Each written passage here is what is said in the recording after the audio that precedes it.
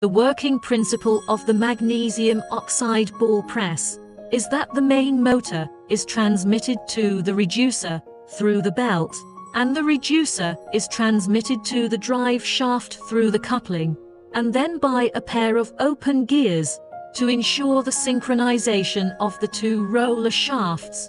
The passive roller is supported by the piston of the hydraulic cylinder.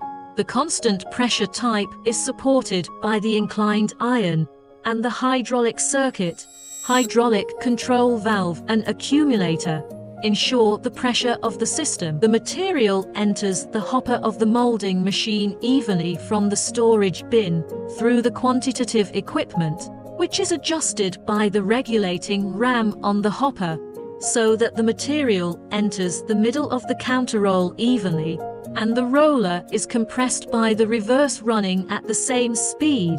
The unit forming pressure of the material increases from small to large. The forming pressure reaches the maximum at the center line of the counterroll, and the forming pressure decreases rapidly after the material passes through the line. Make the material depelleting smoothly.